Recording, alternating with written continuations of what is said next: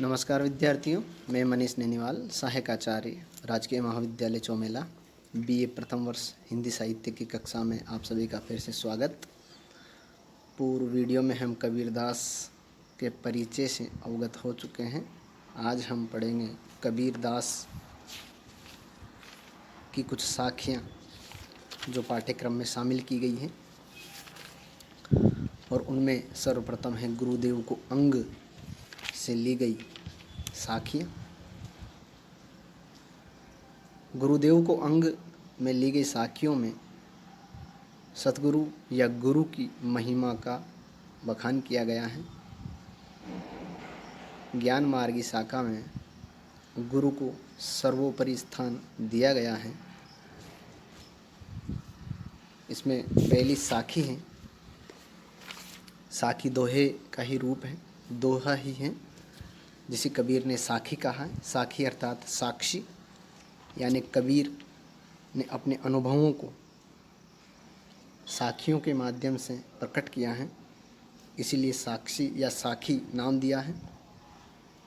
तो सबसे पहले गुरुदेव के अंग से ली गई प्रथम साखी। राम नाम के पटंतरे देवे को कछु नाही, क्या ले गुरु संतोष ये होंस रही मन माही। पटंतरे का अर्थ है बराबर का या बदले में, देवे को यानी देने के लिए, होंस रही, होंस यानी इच्छा या उमंग, उत्साह आदि।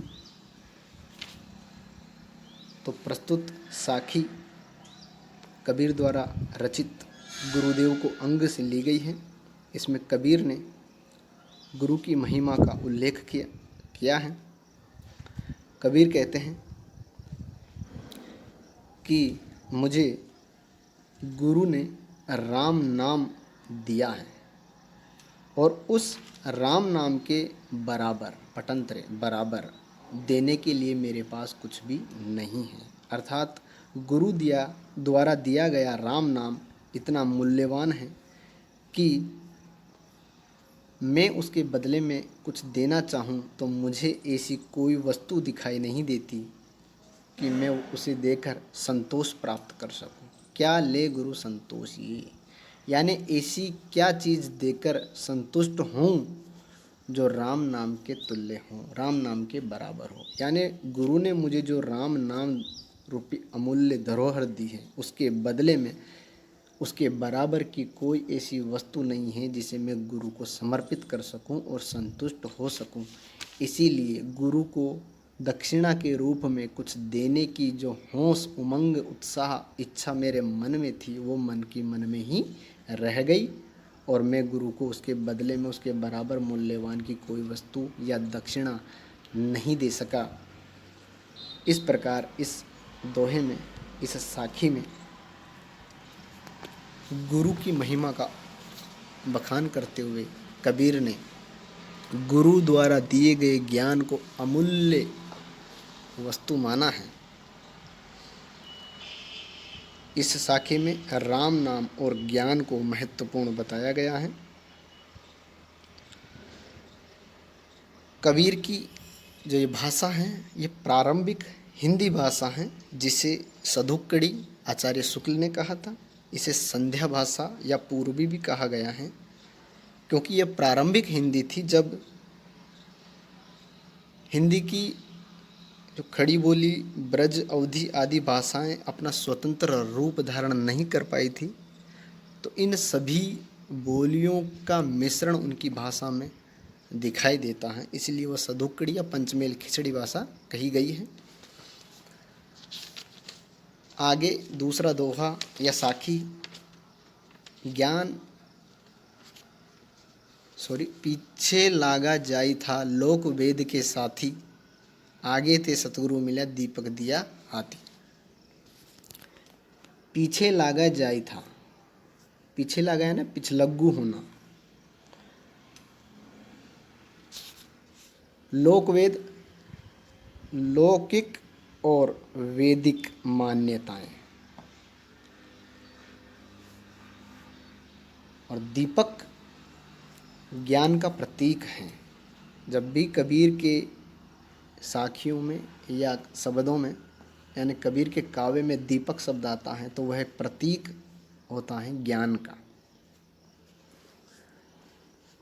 तो यह यहाँ कबीर गुरु द्वारा दिए गए ज्ञान के बारे में बता रहे हैं।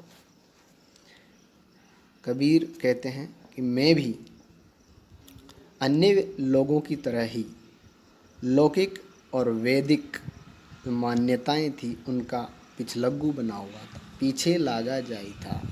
लोक वेद लौकिक और वैदिक ज्ञान का पिछलग्गू था। मैं भी उन्हीं की मान्यताओं का पालन किया करता था, लेकिन आगे ते सतगुरु मिला। फिर मुझे सतगुरु मिल गए और उन्होंने दीपक दिया हाथी, मेरे हाथ में दीपक दे दिया। यानी मुझे जो ज्ञान उन्होंने दिया है, दीपक रूपी ज्ञान सतगुरु से जो मुझे मिला है, उसके बाद मुझे सच्चा ज्ञान प्राप्त हो गया और लौकिक और वैदिक ज्ञान या मान्यताएं जो थी वो सब मेरे लिए बेकार हो गई। यानी सतगुरु द्वारा दिया गया सच्चा ज्ञान ही कबीर के लिए मुख्य हैं, क्योंकि जब मनुष्य के भीतर सतगुरु द्वारा दिया गया ज्ञान प्रकट हो जाता है तो अन्य सभी प्रकार का ज्ञान तिरोहित हो जाता है। इस प्रकार इसमें भी कबीर ने गुरु की महिमा और गुरु द्वारा दिए गए ज्ञान को सर्वोत्तम माना है, क्योंकि गुरु ही सतगुरु द्वारा दिया गया ज्ञान ही ईश्वर से साक्षात्कार कराने वाला होता है। आगे तीसरा दोहा है, ज्ञान प्रकाशा गुरु मिला सो जिनी बिसरी जाई, जब गोविंद कृपा करी तब गुरु मिलिया आए। यह भी गुरुदेव के अंग से लिया गया कबीर द्वारा रचित साखी है। कबीर कह रहे हैं कि जब गुरु मुझे मिले, जब सतगुरु से मेरी भेंट हुई तो मेरे भीतर ज्ञान का प्रकाश हुआ जिसे मैं नहीं भुला सकता।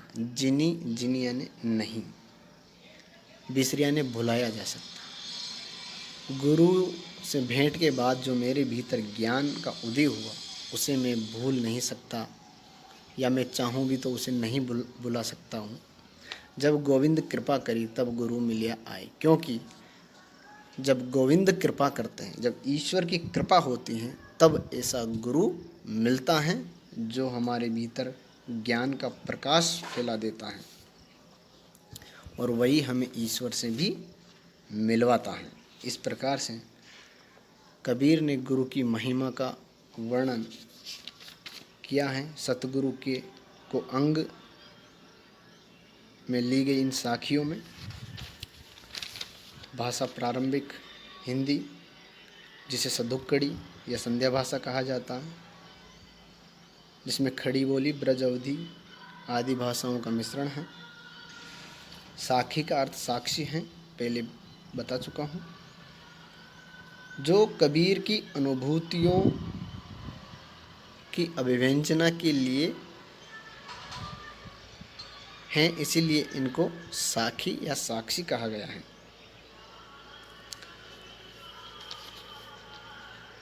इसके बाद अगली साखियाँ हम अगले वीडियो में पढ़ेंगे। धन्यवाद।